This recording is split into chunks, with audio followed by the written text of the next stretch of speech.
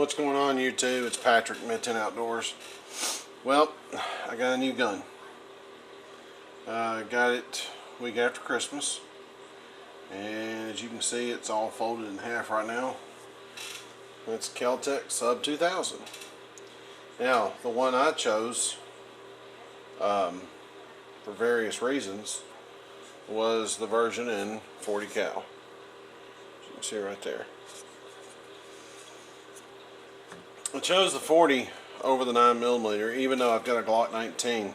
I chose the 40 for the main reason of the ballistics behind the bullet coming out of this barrel. You put that bullet out of a 16-inch barrel and it goes a lot further. Now, I've heard various things, 200 yards, 175 yards, they're pretty spot on, or they can be spot on. Now, the weak link on this gun is the sights. There are aftermarket sights, there's aftermarket, all kinds of stuff for this gun. Probably going to be a little while before I do it, but I'm going to do the aftermarket sight. The plain and simple reason, the one that's offered gives you an AR style sight. So you can use an AR tool to adjust the height of the sight, and then has a dowel to adjust the windage on it. The main sight you look through in the back, the rear sight, is a ghost ring. They also make a replacement for that gives you a more of an H or a slotted sight instead of the ghost ring. Probably going to stick with the ghost ring. Probably not going to change yet. I just made up this little sling myself and attached it to the rear point. At some point I'm looking at putting one on the tube, maybe. Just a single point sling, AR style sling, and that's it. I'm going to keep this gun simple. I view this gun as a close quarters style gun versus long range gun. I think it has many purposes it can be used. I think it's a good backpack gun. You know, if you're going out to Wild Blue or to the great outdoors and you want something to throw in your backpack, this would be a good one at 4 pounds. That's why I don't want to mess with much, add too much weight to it. Now, from the factory, they give you the 10-round magazine. That's sweet of them. Who wants a 10-rounder? Now, I've already picked up a Glock 22 magazine, which gives you 15 rounds. Probably going to pick up at least 2 more of these before it's over with. And then I've got a happy stick, as everybody knows it by. There's a 22 rounder. Probably going to pick up a couple more of those before it's over with. I'm going to develop this, like I said, as more of a close quarters weapon system. I mean, when the gun's opened up, it's 29.5 inches long total. There it is, opened up for you. Easy to clean. Take down the gun's kind of crazy. You have to push this out. Basically everything comes out the back here, and there's multiple steps of doing it. Has to be cocked. The hammer can't be up when you take this out, or you can't get back in without taking the whole thing apart and doing all kinds of crazy shit. But anyway, outside of that, cleaning the gun is not that bad, especially when it comes to cleaning the barrel, because you just flip it up like so, and there's where you get to your barrel. This is the new generation gun. The reason why I know that, I was watching a guy the other day talking about one of these, and they only had a feed ramp at one particular point. Well, this barrel, as you can see, has a beveled edge all the way around it, so that means it's the new generation. Alright, after 100 rounds to the gun yesterday, and I didn't video it. I mean, I'm going to video shooting this gun some other places. It was an indoor range. I took the target back as far as I could take it, and that was it. And I will have to say, I've shot a buddy of mine's. He's got the very same 40 cal, everything. and he loves his. Sorry, I'm thirsty. I like mine. I really like it. Now, I've already ordered one piece for it, and I'll give you the reason for it. There's a company that makes a cover that goes over the tube here. Even though I was indoors yesterday, putting my cheek against that thing was cold. And I couldn't imagine, like right now, we've got our weather's went from 50 something degrees today. It's already down to 28 degrees. And it's supposed to see a nice negative tomorrow night. So, yes, it gets cold in Tennessee, guys. So I won't put that on there for sure. The same company, and I can't tell you the name of the company right now because I done forgot. Hang on, wait a minute. Anyway, same company makes the thing that goes on here. It makes it a little easier to pull this back. You know, shooting all the rounds I shot through it yesterday, I didn't find any problem with that. There's another company that makes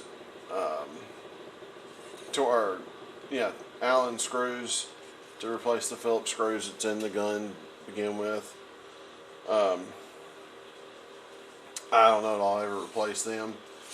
Another company makes a rail. Kel-Tec makes its own rail that goes on this. The downside from what I hear is you can't fold the gun back in half. I want to be able to keep the gun where I can fold it in half.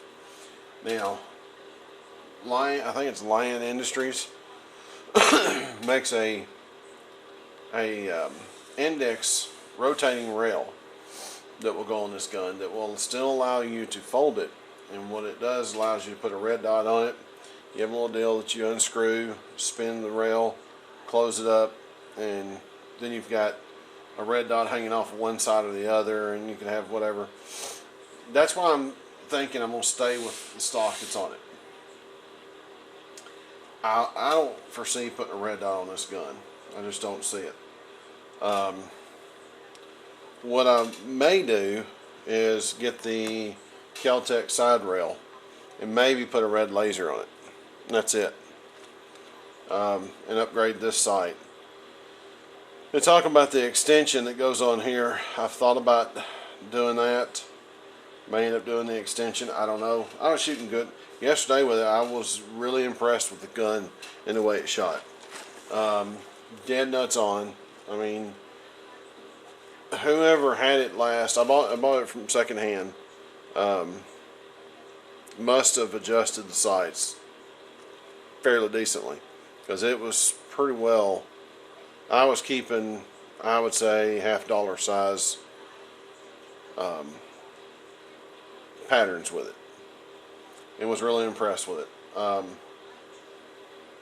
Never had a problem, no jam, nothing out of this gun yesterday. And I was even using remanufactured ammo through it, which, you know, hey, I've shot that stuff through my other guns and had no problems with it. It's actually Tennessee brand. It's Tennessee ammunition or something like that. Anyway, the gun range I go to, the indoor range I go to, they sell it. And it shot great. I was really impressed with the gun. I was stoked. I was stoked with the fact that I own this gun now. I know Kel-Tec has its reputation for building cheap guns. Well, I think they sunk some money into this to do it right. And the only complaint I do have on this gun is the grip. The grip is very lackluster as far as comfort. Now, I don't understand why they put this notch here. But when your hand's on it, your pinky is resting in that notch. And it's cutting the snot out of your pinky. And I'll show you with factory mag in it. If I put it in right. I did that twice yesterday, trying to put the mag in wrong. Factory mag in with the 22 mag in it. It's flush. There's no reason for this. The mags don't hang up. They drop free. Whichever one you put in it. And see, I'm putting it in upside down again. So, the purpose of this, I have no clue. I really don't. I really don't understand that. What I have seen some people doing is taking and cutting this completely off here, and that way you can slip the 23 mags in it. Well, I'm going to stick with the 22 mags. I'm not going to cut that off. What I'm probably going to do is invest the $9 to get a Hogue glove grip to put over this and give you a little more comfort on that part. That's the only thing I see to do with that, and not mess with the guns, just, you know, the way it is. And my impression of the gun, shooting it all together, was awesome. Had no problems with it. I didn't do any video of shooting the thing. You're just going to have to take my word for it. As an Eagle Scout, you're going to have to take my word for it. The gun shot great.